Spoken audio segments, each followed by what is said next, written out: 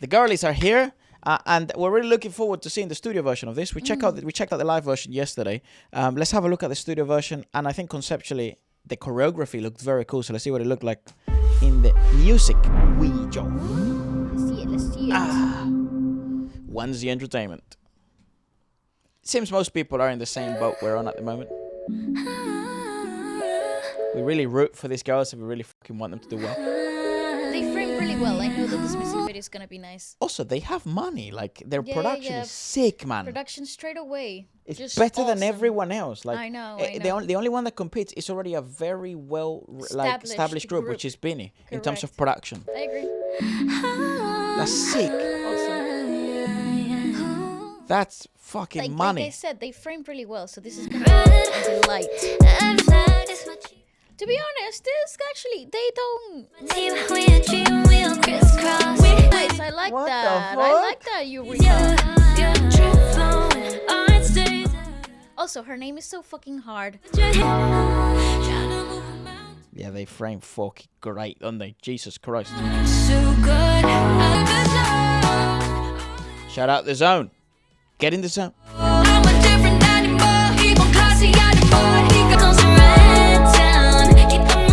Pulang Pilipinas. Ang Pilipinas.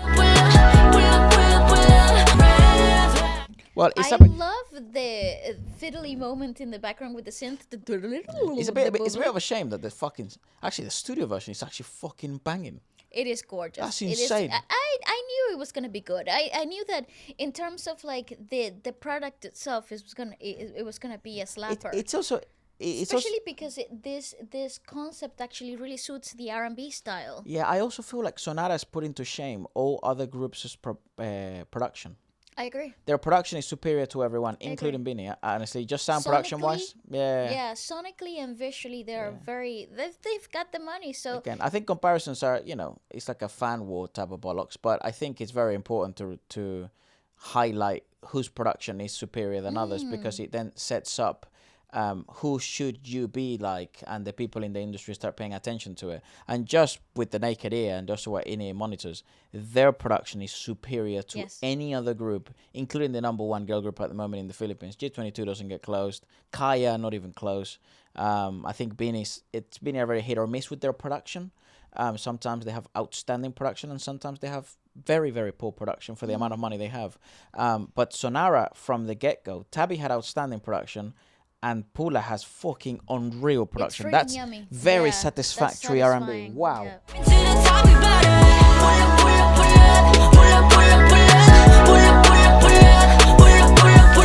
That's fucking... Can I just... let's finish the video. I'll check out the YouTube music version because the audio is usually better. It's really nice because the layers are also very lovely in a level that's really nice.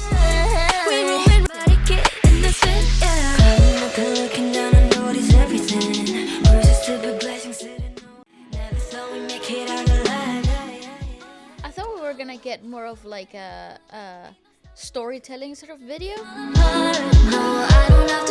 I really like this because this goes into my XG R&B. XONARA 77. I was gonna say they would do really well in the same playlist as XG. And Tagalog in R&B sounds fucking delicious. I know, it's one of my favorite genres.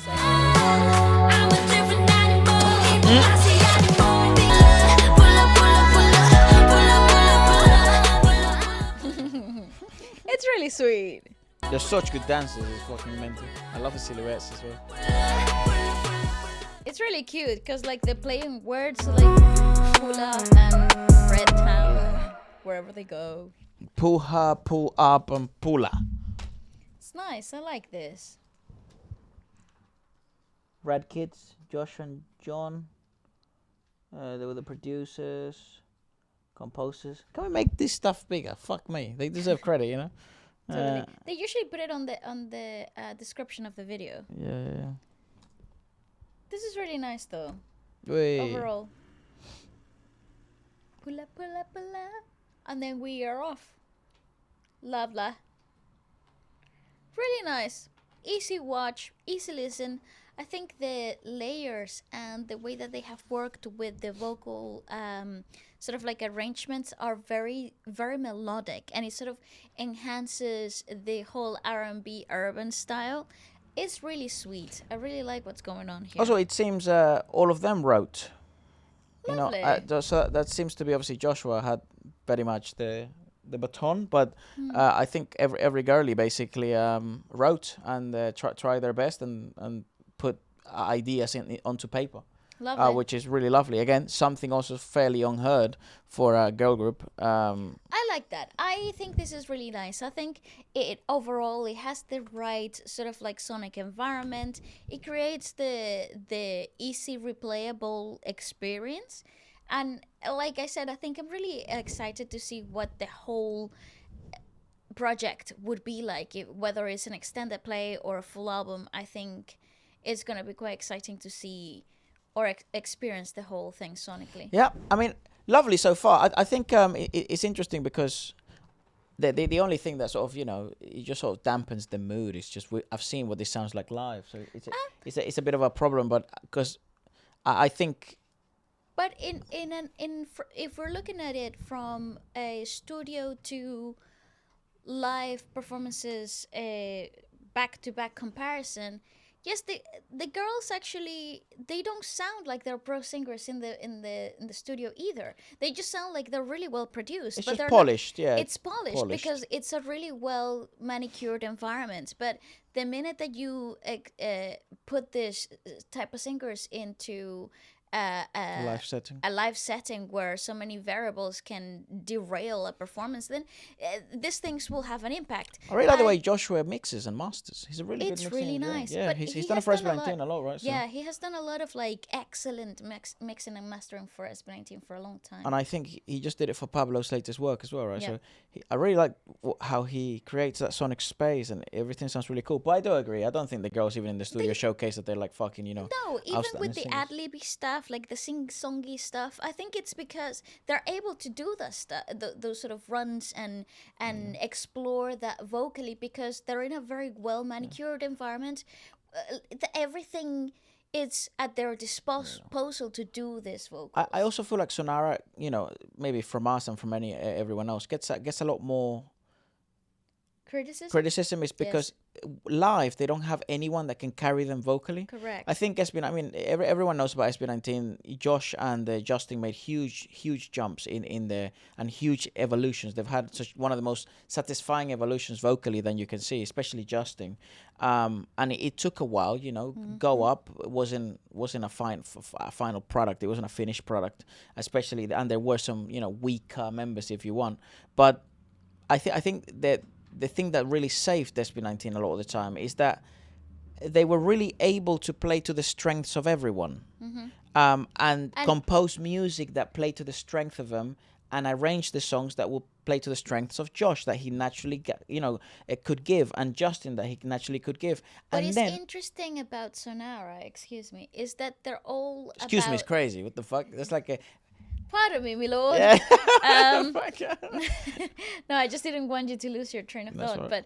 But what I think vocally, technically speaking, we're talking about XONARA, they're all in the same level. Yeah, that's the problem. They all have the same foundations, both in dancing and in singing. So they're outstanding in dancing, every single one of them. Like there's no... They both won't sync because of that. Yeah, definitely. And I think that's the reason why they work as a group, because they're all around the same level of expertise in all the things that they need to be. Yeah, and like Justin had the idol charm that none of the other boys had in SB19 coming up. You could tell like that boy is gonna be like a model. Josh, he had the fucking charisma and the rap and the personality.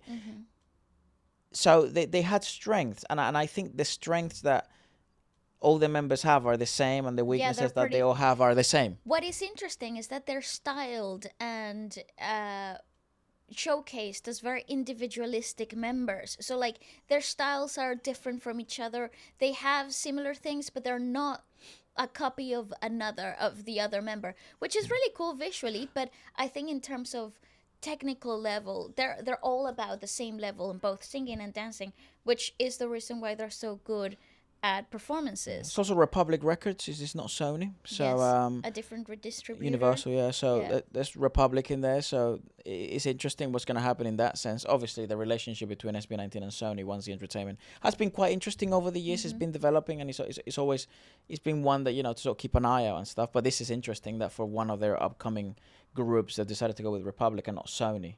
This definitely has a B-side feel. I think this is a B-side, and I think it will do B-side numbers. I don't think it will do or B-side interest. Yeah. I think the problem is that, you know, the internet moves quite quick. So I think if you're only as good as your last show, and you're only as good as your last song, and you're only as good as your last vocal memory that people have, you know, the last thing that went viral. Video that went viral, yeah. So that's the problem, and I think like there's a ton of work to do with Sonara. It is positive. It's not bad. This is actually really good. Because their studio music, the 2 songs they've released, are great. That gives me a lot of hope. But I think they will struggle, and unfortunately, I think the reputation of them being weak vocalists will stay with them even after the point where they become somewhat competent vocalists. And I think people will keep an eye on them. Yeah. And I know, look, we've been quite familiar with the Filipino music industry and the Filipino fucking news and the Filipino entertainment industry. It's quite ruthless, actually. It's very tough, you know. It's tough crowd to please because the standards are so high. And right now, yes, they're getting absolutely babied and protected because SB19, One Z Entertainment, they're just 2 songs in. But we shall see by the end of the year, because I think the tone will change slightly, and I feel for the girls because their studio music is so good. I agree. But part of the reason why SB19 was able to succeed so much was because of Wish Bus, was because of the live showcases, was because of mixed performances, was because of the viral videos and the difficult vocal showcases that proved time after time. I do think though they are somewhat nostalgically connected to their dance practices, in the sense of like the dance practice is what changed their career, so they've chosen the best dancers. But I think we've moved on. I think you're gonna have to be both. So, but good song. I'm quite optimistic. I think the project is going to be quite exciting. Yeah, let us know what you guys thought about it, and we shall see you in the next song.